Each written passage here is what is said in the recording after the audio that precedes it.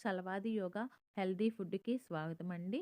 ఇవాళ మనం హెల్తీ ఫుడ్‌లో 4 వెజిటబుల్ కర్రీ చేస్తున్నానండి. దీన్ని మేగడని ఉపయోగిస్తున్నాను. మేగడి మెల్ట్ అవ్వగానండి ఎల్లిపాయి, పచ్చిమిర్చి వేశానండి. మనం తరుక్కున్న బంగాళదుంపని గూడా వేస్తున్నాను. 4 వెజిటబుల్ కర్రీ అన్నాం గదండీ! మనం ఎప్పుడైనా ఒక కూరగాయతోటే మనం కూర చేస్తాము.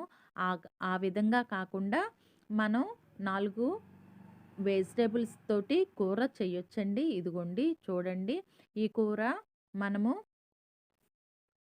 అన్నంలో గానీ, చపాతీలో గూడా తినొచ్చండి. పిల్లలకి గూడా ఎంతో మంచిదండి. పిల్లలకి, పెద్దలకి అందరికీ మంచిదేనండి.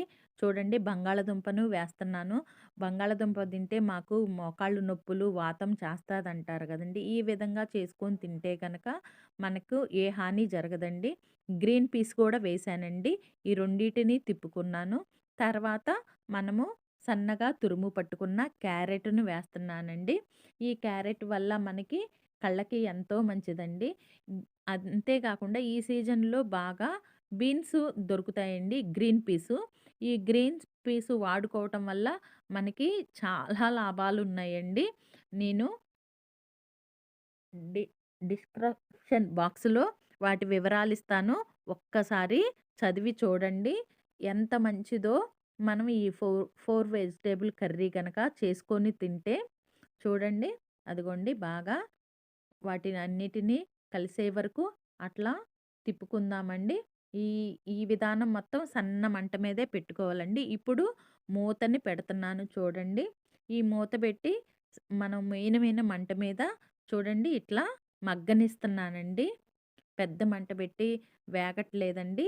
అదిగో చూడండి. ఇప్పుడు మనము జీలకర్రని, కొంచెం పసుపుని వేస్తున్నాను. మనం ఆ వేడి మీగడలో గనక ఈ జీలకర్ర వేస్తే వాటిలో ఉన్న పోషకాలు పోతున్నాయండి. అందుకని మగ్గిన తర్వాత వేస్తున్నాను. మళ్ళీ మూత పెట్టి వాటిని కొద్దిగా మగ్గనిచ్చానండి. చూడండి తిప్పుతున్నాను.